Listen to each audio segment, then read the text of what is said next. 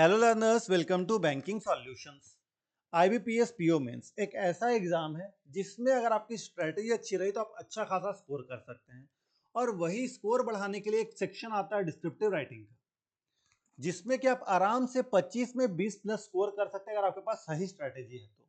वही स्ट्रेटेजी मैं आपको इस वीडियो में बताने वाला हूँ। देखिए, इस बार डिस्क्रिप्टिव का पैटर्न चेंज हुआ है तो स्टूडेंट को लग रहा है कि पैटर्न और डिफिकल्ट हो गया है, लेकिन ऐसा बिल्कुल भी नहीं है। लास्ट ईयर से पैटर्न और ज्यादा इजी हो गया आपको और मार्क्स स्कोर करने का चांसेस मिल रहा है। कैसे मिल रहा है, क्या स्ट्रेटेजी फॉलो करनी है, सारा कुछ डिटेल में बताने वाला हूँ। कहाँ से आपको प्रैक्टिस करनी है, सारा कुछ वीडियो में डिटेल में पता चलेगा। तो आइए सबसे पहले देखते हैं डिस्क्रिप्टिव राइटिंग का पैटर्न क्या है। इस बार दो क्वेश्चन आपसे पूछे जाएंगे, 25 मार्क्स के 30 मिनट आपको दिया जाएगा। हर बार एस्से और लेटर रहता था, इस बार एस्से और कॉम्प्रिहेंशन है। कॉम्प्रिहेंशन क्या होता है, कैसे आपको करना है, सारा कुछ मैं आपको बताने वाला। पहले एस्से की बात करते हैं। इसका जो स्ट्रक्चर होगा, पहले आपको इंट्रो लिखना है, फिर बॉडी लिखना है, फिर कंक्लूजन लिखना है। ठीक है। आप फैक्ट और एग्जांपल यूज कर सकते हैं आरबीआई रिपोर्ट्स का, बजट्स का, स्कीम्स का, जिससे कि आपका मार्क्स और बढ़ सकता है। आपको करना क्या है, हर रोज 200 से 250 वर्ड 15 मिनट के अंदर लिखने की प्रैक्टिस करनी है। टाइपिंग प्रैक्टिस आपको करना है और लैंग्वेज सिंपल और फॉर्मल रखना है। ठीक है।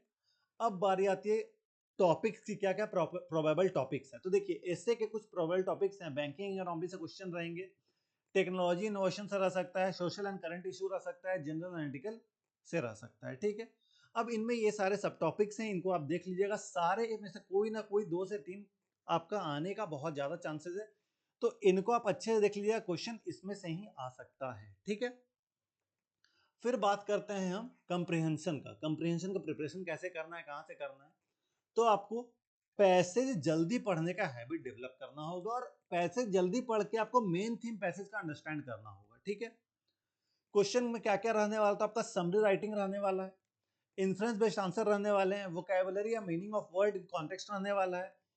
करेंगे क्या आप इसमें, तो प्रैक्टिस आपको करना है एडिटोरियल से। द हिंदू हो गया, इंडियन एक्सप्रेस हो गया, आरबीआई रिपोर्ट्स हो गया, इनसे आपको एडिटोरियल करना है।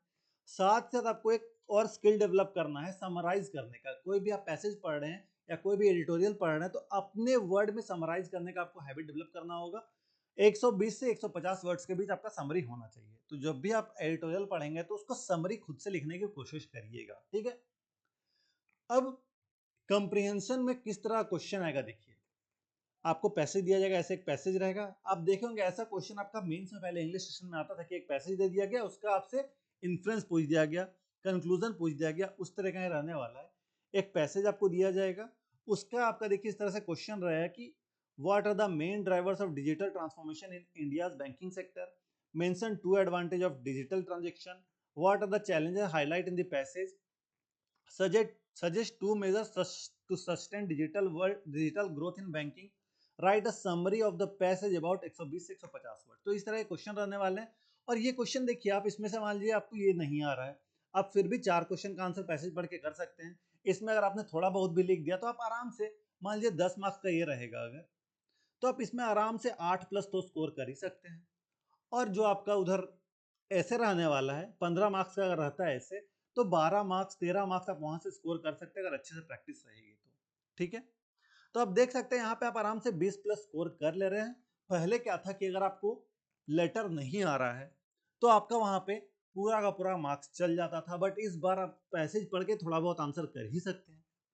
तो यहाँ पे आपको स्कोर करने का तरीका, आपको स्कोर करने का और चांसेस मिल रहा है, तो ऐसे गवाइएगा मत, प्रैक्टिस अच्छे से करिएगा। ठीक है।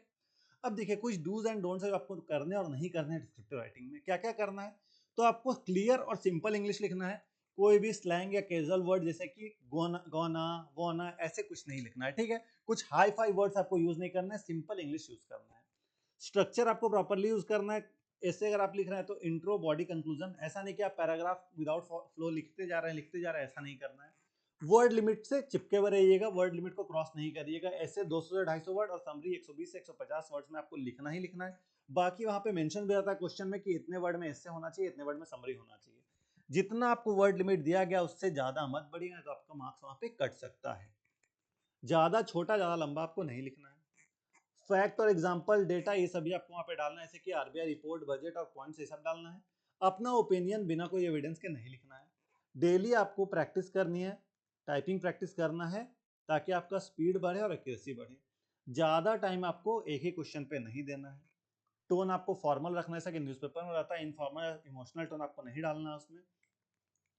लास्ट में आपको 2 मिनट में ऐसा कि पूरा प्रूफ रीड कर लीजिए, कोई भी अगर ग्रामर एरर, स्पेलिंग एरर है, एक बार सिंपल सा एरर डिटेक्शन का चेक लगा लीजिएगा। और टाइप और ग्रामेटिकल एरर आपको बचना है उससे। बैलेंस्ड और न्यूट्रल रहना है आर्गुमेंट में। कोई भी बायस्ड या एक्सट्रीम व्यूज नहीं देना है कि ऐसा होना चाहिए, ऐसा नहीं होना चाहिए, आपको अपना ओपिनियन वहां पे नहीं देना है, ठीक है। कनेक्टर यूज कर, जैसे कि देयरफॉर, हाउएवर, इन कंक्लूजन, इससे यहाँ पे क्या होता है कि थोड़ा सा आपका भार बनता है, ठीक है। कोई भी लॉन्ग या कंफ्यूजिंग सेंटेंस आपको यूज नहीं करना, छोटा छोटा सेंटेंस रखिए, ठीक है। और अपना बैंकिंग और करंट टॉपिक्स पे जो मैंने आपको टॉपिक्स बताया उस पर फोकस करिए, कोई भी रिलेवेंट टॉपिक पर आपको फोकस नहीं करना है, ठीक है।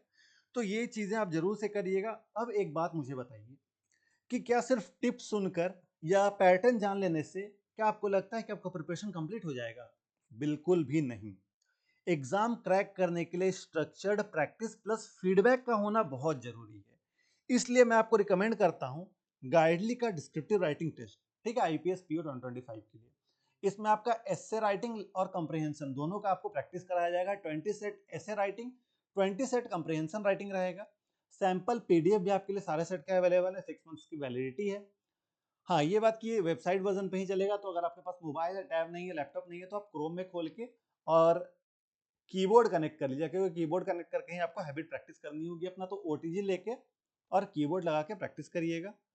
और देखिए, इसका प्राइस बहुत ही ज़्यादा अफोर्डेबल है, सिर्फ 166। लेकिन अगर आप इसमें BSOL कूपन कोड लगाते हैं, क्या BSOL, तो आपको और 12% का डिस्काउंट मिल जा रहा है। तो बहुत ही ज़्यादा किफ़ायती है आपके लिए। मैं पर्सनली आप सभी को बोलूंगा कि एक बार जरूर ट्राई करो, क्योंकि ये एग्जाम लाइक प्रैक्टिस आपको देगा, ठीक है। यहाँ पे देखिए एआई ड्रिवन आपका फीडबैक सिस्टम भी है। आपको एआई बताएगा कि क्या आपकी गलती थी, कहाँ आप सुधार सकते हैं। और आप चाहें तो एजुकेटर से भी करा सकते हैं, मतलब ह्यूमन बेस्ड अपना एनालिसिस भी करा सकते हैं, चेक करवा सकते हैं, ठीक है। और बहुत ही बढ़िया आपको प्लेटफॉर्म यहाँ पे मिल रहा है, इसको एक बार जरूर से चेक करिएगा। डिस्क्रिप्शन में इसका लिंक मिल जाएगा, कमेंट में मैं लिंक पिन कर दूंगा। BSOL कूपन कोड लगाना मत भूलिएगा, आपको मैक्सिमम डिस्काउंट मिलेगा, तो इसे जरूर से एक बार ट्राई करिएगा। और अपने दोस्तों को भी बताइएगा कि हाँ, ये आप कर सकते हैं, ऐसे स्ट्रेटेजी फॉलो कर सकते हैं IPS PO mains descriptive writing के लिए।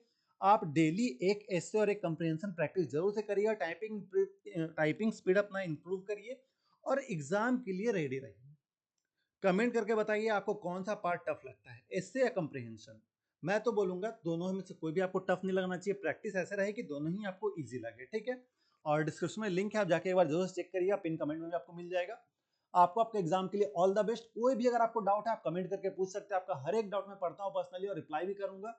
आपको आपके एग्जाम के लिए ऑल द बेस्ट। चैनल को सब्सक्राइब नहीं करें, चैनल को सब्सक्राइब जरूर से कर लीजिए, ताकि आने वाले वीडियोस नोटिफिकेशन आपको मिलती रहे। Thank you.